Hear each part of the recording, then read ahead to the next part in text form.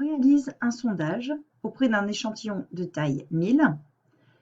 525 ont affirmé ne pas vouloir aller voter lors du premier tour des élections régionales de 2010. Donc, on considère que on se situe dans les conditions favorables à une approximation. On suppose les trois conditions d'approximation.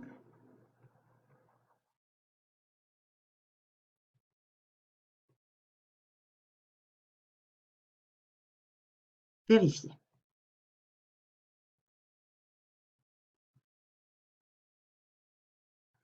On a une fréquence d'observation, c'est-à-dire une fréquence observée au sein d'un échantillon, et on veut trouver une fourchette à 95% de confiance de la proportion de personnes décidant d'aller ou de ne pas aller voter lors du premier tour. Donc, l'intervalle de confiance à 95% de la proportion d'abstention lors de ce premier tour. Donc, on note P, la proportion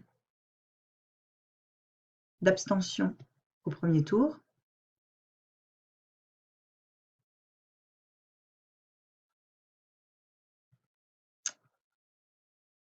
La fourchette à 95% de confiance de P est donnée par f ops moins 1 sur racine de n, f ops plus 1 sur racine de n. Ici, la fréquence observée, c'est 525 sur 1000, donc 0,525. N, c'est 1000. Donc, racine de n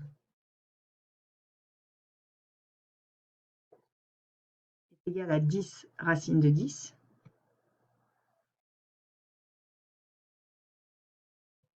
Ainsi, l'intervalle de confiance I va être égal à 0,525 moins 1 sur 10 racine de 10, 0,525 plus 1 sur 10 racine de 10. Ainsi, I est égal à... On va faire les calculs dans la calculatrice. Donc, la borne inférieure, 0,4934. Et la borne supérieure, 0,5566.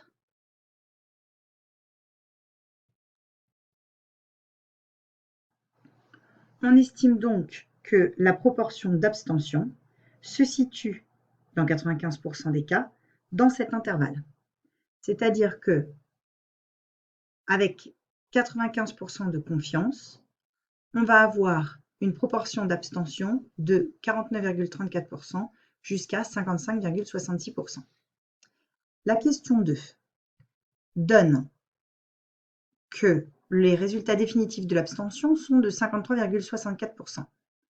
Le sondage est qualifié de bon si l'intervalle de confiance obtenu à partir de celui-ci contient la valeur qu'il est censé estimer.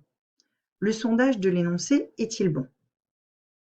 On constate que 53,64%, cela donne 0,5364, qui appartient à l'intervalle I, donc le sondage est considéré comme bon.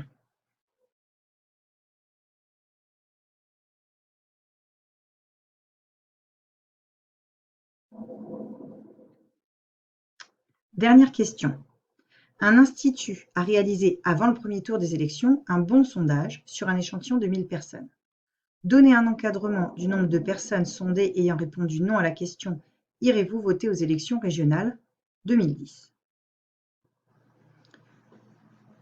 On veut donc que le sondage soit considéré comme bon. Il faut donc que 0,5364 appartienne à l'intervalle de confiance. Donc, au maximum, il faut que la fréquence observée plus 1 sur racine de n soit égale à 0,5364. Donc, il faut que 0,5364 soit inférieur ou égal à cette borne-là. Et il faut que 0,5364 soit plus grande que f observé moins 1 sur racine de n. Cherchons alors quelle est la fréquence observée minimale et quelle est la fréquence observée maximale pour que l'intervalle de confiance qui va être calculé sur cette fréquence observée soit valable. On a donc, si on regarde la première,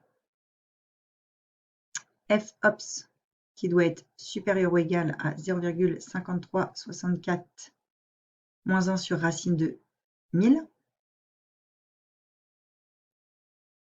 c'est-à-dire que f ops doit être supérieur ou égal à 0,5364 moins 1 sur racine carrée de 1000, ce qui donne environ 5048 si on arrondit.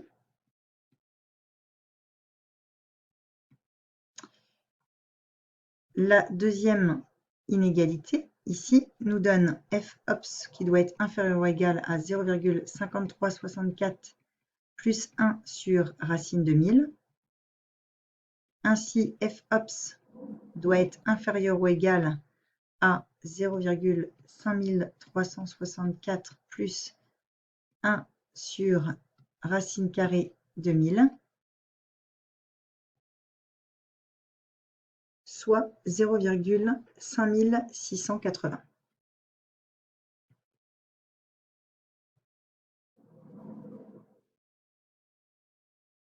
Ainsi,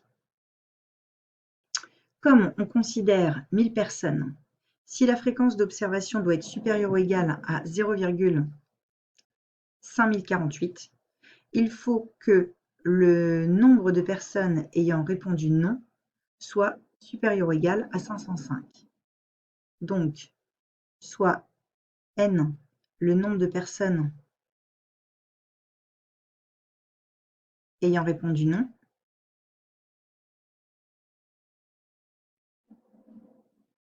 pour que cette inégalité soit validée, il faut que n soit supérieur ou égal à 505. Puisqu'il faut être supérieur ou égal à 504,8 et ça n'est pas possible pour des personnes de les couper, donc ça va être supérieur ou égal à 505 personnes.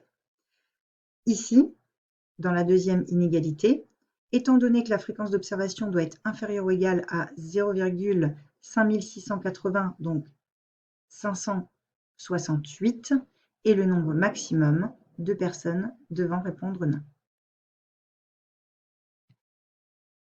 Donc, un encadrement du nombre de personnes sondées ayant répondu non à la question « Irez-vous voter aux élections régionales 2010 ?» c'est N compris entre 505 et 568.